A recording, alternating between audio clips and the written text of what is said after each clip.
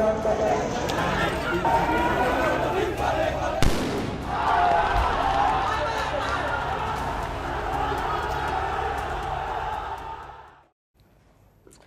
we turn to Bangladesh, where some protests have turned deadly. Multiple casualties have been reported in Bangladesh. At least 3 people have died in Chittagong in the southeast, 1 in Rangpur in the north, and 1 person was killed in the capital, Dhaka. Meanwhile, more than 400 people have been injured from all across the country. Take a look at the situation on the ground.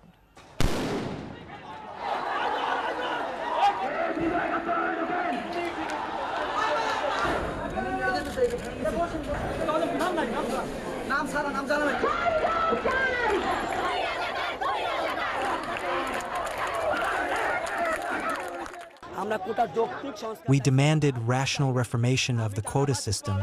We did not desire anything else. The ongoing protests are against Bangladesh's quota system. Let me explain. Every year, they recruit people for government jobs. Now, these are considered safe jobs, jobs that offer assured career growth. So these jobs are highly coveted. Every year, the government releases a list of vacancies, but all the jobs listed are not up for grabs because more than half of them are reserved. 1% of all the jobs are reserved for people with disabilities. 5% are reserved for minority communities. 10% are reserved for women.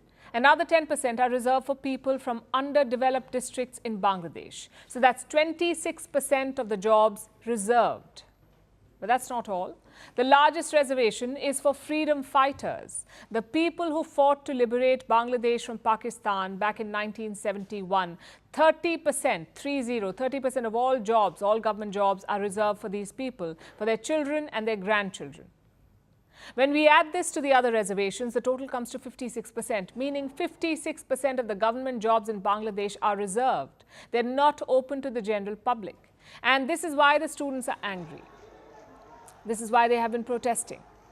The quota system had been scrapped in 2018 after similar protests, but now it has returned. Last month, a court reinstated the quotas, and that is what sparked the latest round of demonstrations. This is against various parts of the system, from the percentage of reserved seats to the vacancy rule. What's the vacancy rule? If a reserved job cannot be filled, if the quota candidates fail to clear the requirements or the recruitment tests, the job would be left vacant. It would not be opened up to the general public. That is the rule.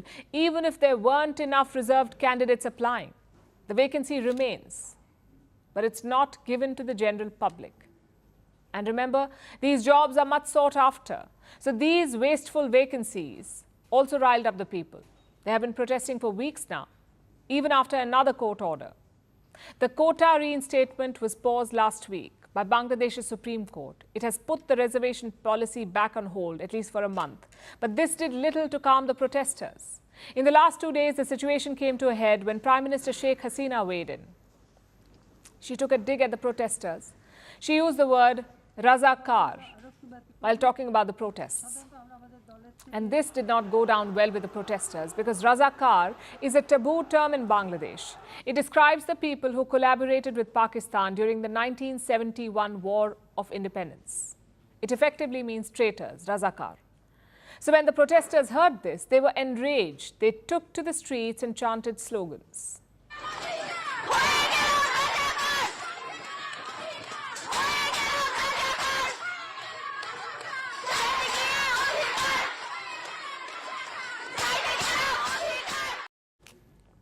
That roughly translates to, I went to ask for my rights and I became a Razakar. The next chant was even more problematic.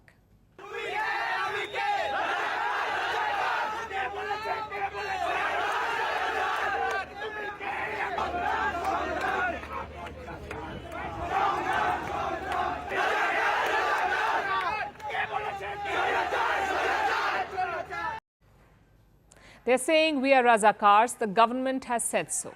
Now, if you remove the second line of this chant, it looks like the protesters are just calling themselves Razakars. And remember, that is taboo in Bangladesh. In fact, it is an insult to the nation's freedom struggle.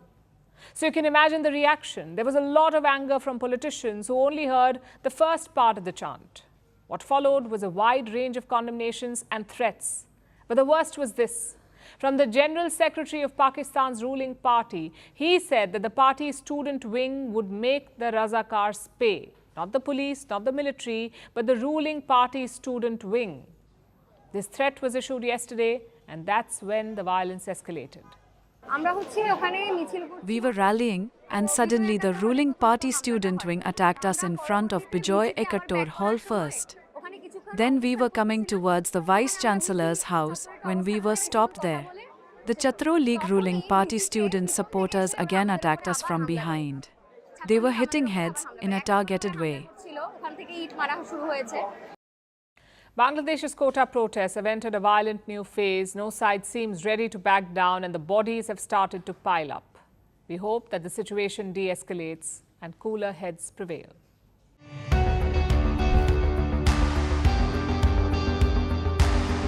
Across continents, one powerful news source. Bringing you diverse perspectives on the issues that matter.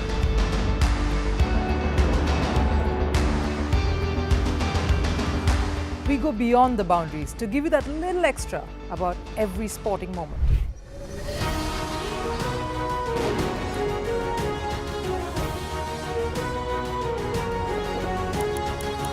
So thank you for making First Post 5 million strong. We're counting on your support, and you can trust us to bring you the news unfiltered and unvarnished.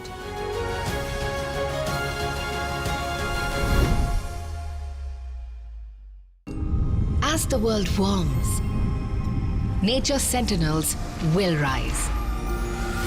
As a billion hands will dig deep to write a new future for our planet.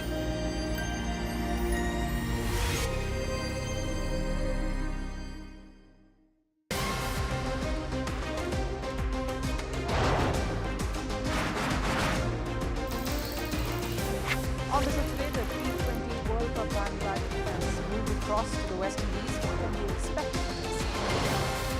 Hello, I'm Alison Green, coming to you from Durban, South Africa.